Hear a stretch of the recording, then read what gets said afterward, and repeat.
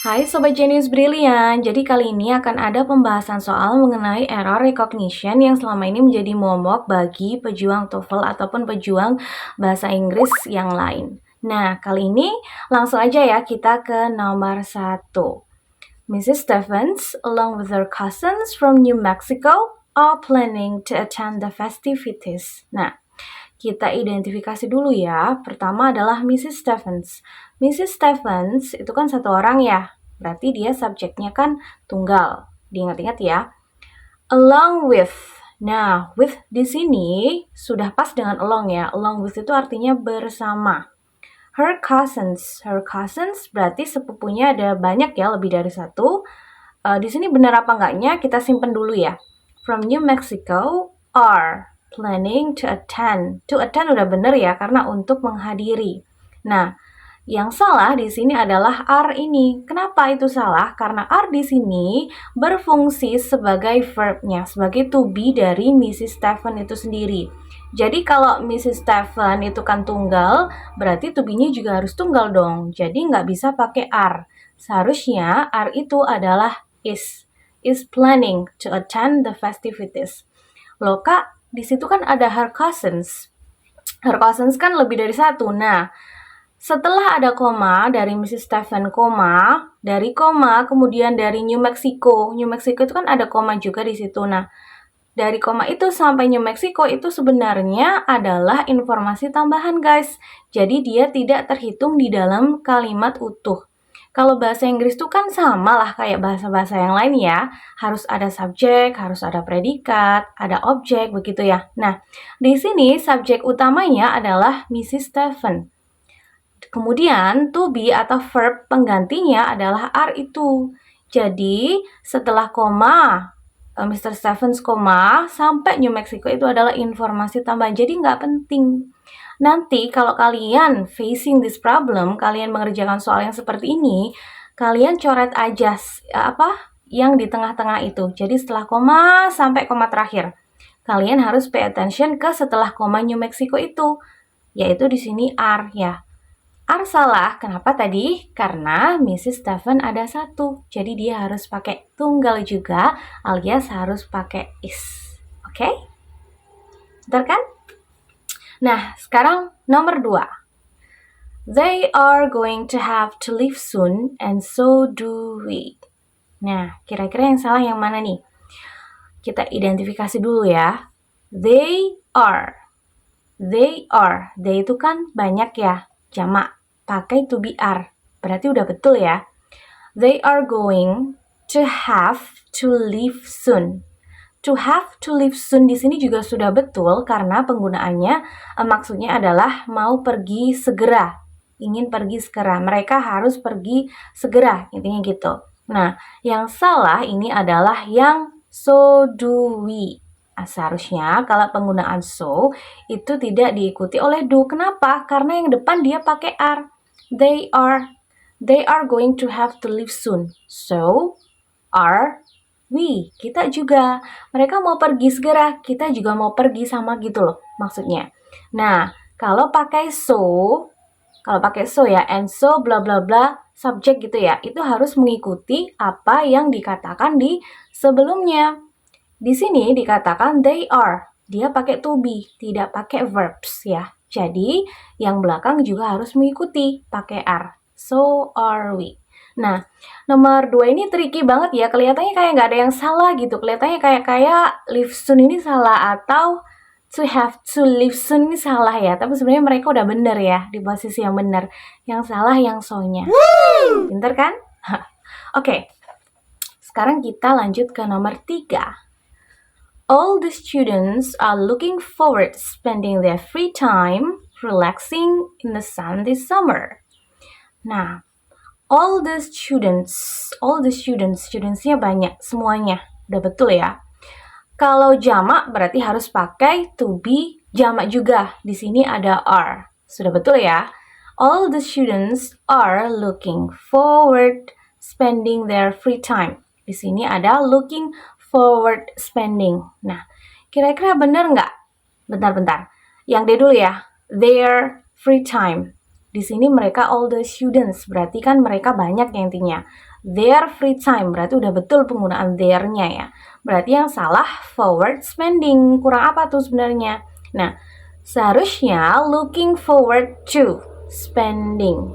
Nah, kenapa kok tuh dikasih apa ing? Karena itu udah kayak semacam udah rumusnya gitu loh guys. Jadi kalau looking forward to itu diikuti oleh ing, verb ing ya. Kayak biasanya kita nulis surat berbahasa Inggris, kemudian kita kepengen tahu atau nanti biar dikabari segera gitu loh. Jadi kayak I'm looking forward to hearing to hearing the good news from you gitu.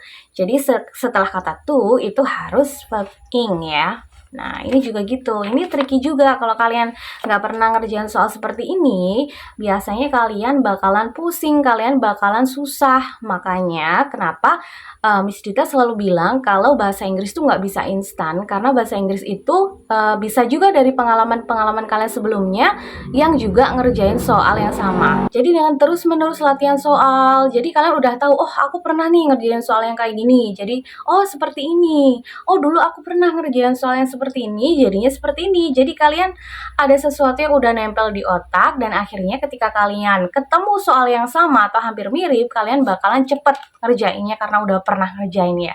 Jadi nggak bisa instan ya guys, Sobat Jenis Brilian harus bener-bener konsisten dan harus bener-bener rajin untuk ngafalin dan belajar. Oke? Bisa kan? Lanjut ya, nomor 4. Oke, nomor 4 ya. Mary and her sister just bought 2 new winter's coats at the clearance sale. Nah, Mary and her sister just bought. Mary and her sister, betul ya, karena Mary ini kan cewek benernya di sini ya. Her sister itu kan kakaknya atau adiknya cewek. Kemudian just bought itu baru saja membeli, berarti membelinya udah kemarin ya. Two new,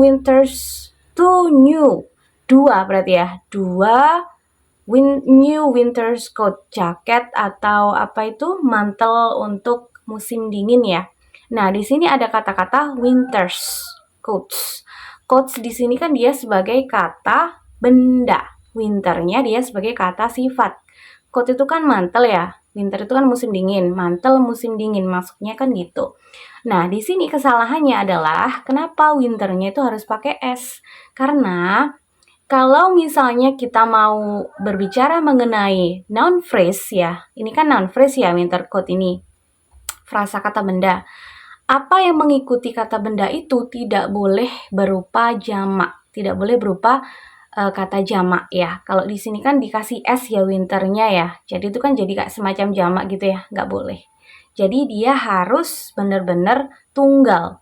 Jadi yang benar adalah winter coats, bukan winter's coats ya. Diingat ya. Oke, bisa kan? Lanjut, nomor 5. A lunch of soup and sandwiches do not appeal to all the students. Nah, di sini ada kata a. A lunch of soup and sandwiches.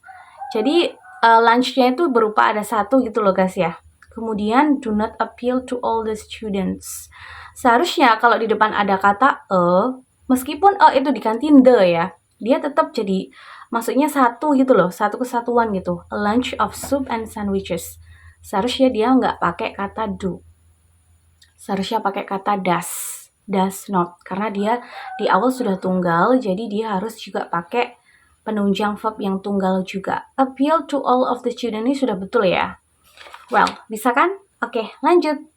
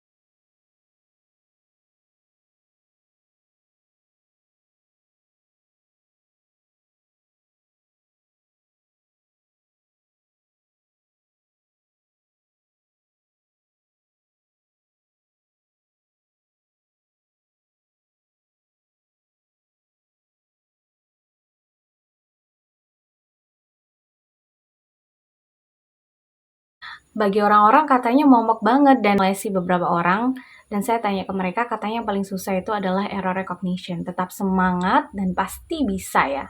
Oke.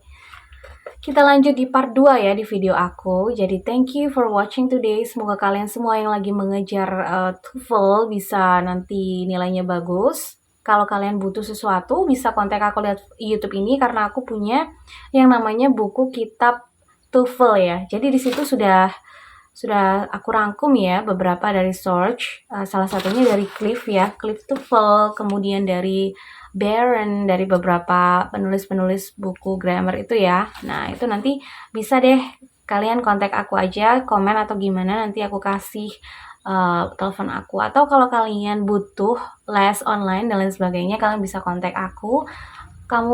Kalian komen aja deh nanti di YouTube aku, nanti kita akan berbicara setelah itu. Thank you, bye-bye Sobat Genius Brilian.